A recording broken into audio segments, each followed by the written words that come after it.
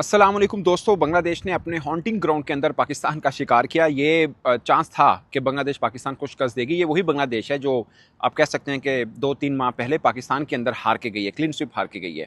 मगर बांग्लादेश अपनी सरजमीन के ऊपर, खासकर मीरपुर ढाका के अंदर कितनी डेंजरस है, आप इस बात का अंदाज़ा लगा लें कि उन्होंने ऑस्ट्रेलिया को भी हरा रखा है, न्यूजीलैंड।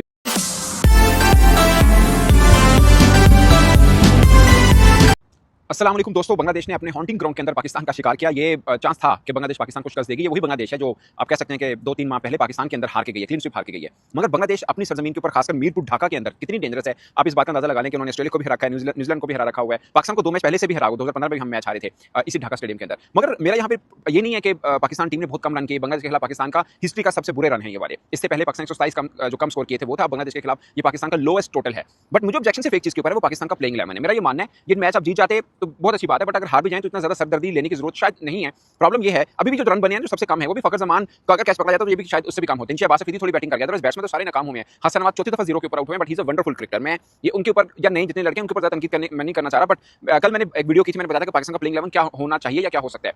उसमें 2 क्रिकेटर मैंने शामिल किए थे लाजमी तौर पर, इसलिए थे कि उनको चांस देना बनता है। जैसे साबज़ादा फरहान है, आपके लास्ट मैच में वो मैन ऑफ द मैच आए, आपने अगले मैच में ड्रॉप कर दिया। आई अंडरस्टैंड कि माइक हैसन की स्ट्रेटजी ये है कि हर मैच में रोटेट करना है, बट कुछ क्रिकेटर ऐसे जिनको अभी थोड़ा सा कॉन्फिडेंस की जरूरत है, उनको रोटेट करने की जरूरत नहीं है। उसमें साबज़ादा फरहान भी है, उसमें सुफियान मुकीम भी है। सुफियान मुकीम को आपने लिया फिर खिला नहीं रहे हैं। अबरार मेरी जाती सोच है, वो वनडे तक ठीक है, बट T20 जहाँ पे तेज क्रिकेट है वहां पर थोड़े से बेहतर हैं सुफियान मुकीम। अगर अभी इतनी ज्यादा क्रिकेट नहीं खेले, बट मेरा मानना है कि सुफियान मुकीम को ये चांस मिलना चाहिए था। फिर समझ नहीं आती पाकिस्तान का एक जो कॉम्बिनेशन की मैं बात कर रहा हूँ, फहीम अशरफ खेल रहे हैं, साथ में आपके पास पूरे स्क्वाड के अंदर बॉलर तो एक ही है, जो रेगुलर बॉलर है वो सलमान मिर्जा है। बाकी अब्बास अफरीदी भी हैं, वो बैटिंग भी कर लेते हैं। मेरा मानना है कि वो ऑलराउंडर है, और साथ में फहीम अशरफ खैर है ही ऑलराउंडर है, नवाज भी साथ में खेले, मगर कॉम्बिनेशन थोड़ा पाकिस्तान का हिला नजर आया। बैटिंग 5 तक रही, अब बीच में फिर ऑलराउंडर शुरू हो जाते हैं। मेरा ख्याल है कि साबज़ादा फरहान खेल रहे होते हैं, नवाज ना भी होते तो ज्यादा फर्क नहीं पड़ता। अबरार की जगह पे सुफियान मुकीम खेलते शायद ज्यादा बेहतर था। नवाज का मैं सिर्फ इसलिए कह रहा हूँ, आपके पास सुफियान मुकीम, आपके पास सलमान आ गया, आपके पास खुशदिल शाह, ये 3 है। फिर चौथे नंबर पे आपके पास सुफियान मुकीम आ जाते थे। 4 स्पिनर हैं, इसमें अब नवाज का बनता नहीं। अभी नवाज हैं, अबरार हैं, साथ में सलमान आ गए, सुफियान ऊपर से साइम अयूब हैं, तो खुशदिल शाह, इतना ज्यादा ऑप्शंस थे। मुझे लगता है कि बैट्समैन एक ऐड कर लेना चाहिए था, आपकी बैटिंग थोड़ी बेहतर रहती है। क्योंकि आपके पास 2-3 प्लेयर ऐसे हैं जो आप जिनको आपने इंपैक्ट के तौर पर लिया, तो इंपैक्ट यही होता है, चल गया तो ठीक है,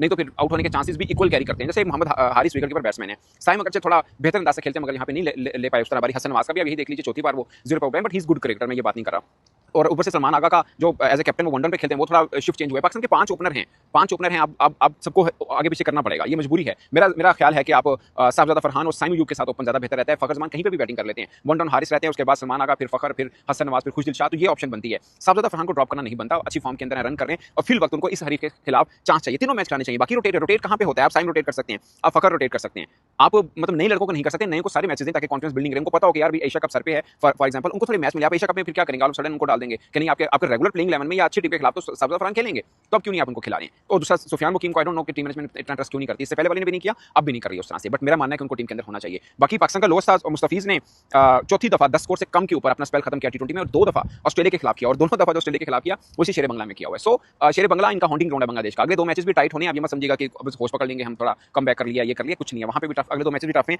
हम सीरीज जीत जाते हैं तो अच्छी बात होगी, बड़ी बात होगी, बट मजेदार मैचेस होने अगले वाले भी। तास्किन भी जबरदस्त है, तास्किन BPL के अंदर, यानी ये वो खिलाड़ी हैं जिनका अपने यहाँ ढाका के अंदर बड़ा जबरदस्त इनका रैकेट है। तास्किन BPL के अंदर हाईएस्ट विकेट टेकर है, उन्होंने 7 विकेट भी ली थी 19 रन देकर, तो ये भी उनका है। और